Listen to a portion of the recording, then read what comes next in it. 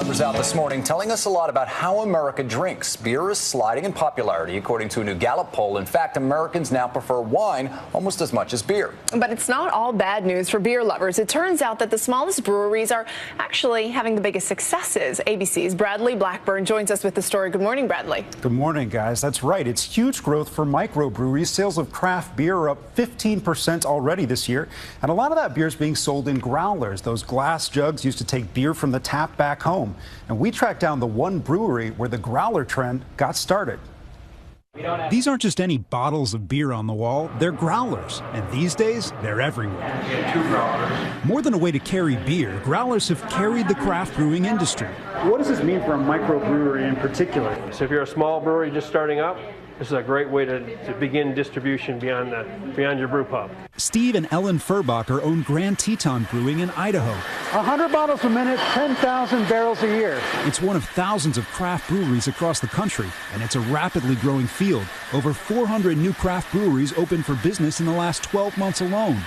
Growlers help brewers that aren't big enough to have expensive bottling equipment, letting customers take beer from the tap back home. Anytime I try and visit like a brewery that I really like, I try and get a growler from there. They're a modern trend, but an old idea. At the turn of the century, kids would rush metal pails of beer home to their parents. On the way back, this lid would begin to rattle because the CO2 was releasing, and they'd say it was growling, hence the name growler. They fell out of use sometime after World War II, until Grand Teton's founder, Charlie Otto, had a bright idea. You see, starting out in the 80s, the brewery only sold beer in kegs, but Otto wanted his customers to be able to take his beer home. His father remembered the old growler pails, so Charlie started selling beer in apple cider jugs. The glass growler was born. He started with clear glass.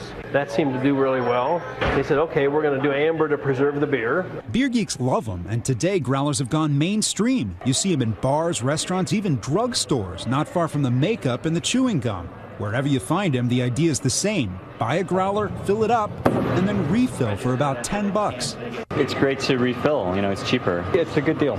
Good for the wallet and for the beer business, and that's plenty to celebrate. And the metal growler may be coming back. This is a stainless steel model Grand Teton helped develop. They say the seal is tighter, so it keeps the carbonation in. The beer stays fresher longer. But unfortunately, guys, this one is empty. I'm dying now. I want one. I love this story. How long does the beer last? I mean, it probably doesn't have as many preservatives as a bottled beer. Is it, you have to drink it quick? Right. It can last about 48 hours after you open this thing. If you keep it sealed in your refrigerator, it could last a week or more. But if it's good beer, who's going to wait that long, right? Absolutely. Now, I know I've seen the pharmacies here in New York have these, but is it legal everywhere to carry these around and get them refilled? It's a good point. It's not legal in all states, but craft brewers across the country are pushing to change open container laws to make it legal. And already this year, a couple of states have done that and made it legal. All right. Diana knows about growlers at the pharmacy before I do. What's going on here? Can you believe it? I know. Great story, Bradley. Thank you. Thank you for that.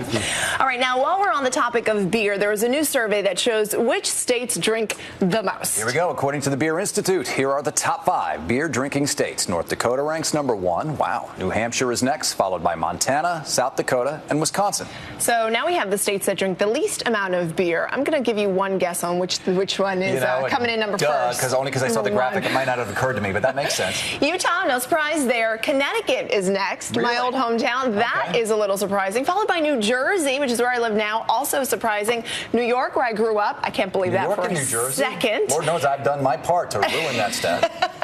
And then there's Maryland somewhere in between, which I find hard to believe as well. Some partying down in Maryland. Too many people chasing money in those states. Maybe. I don't know. All right, Bradley, thank you.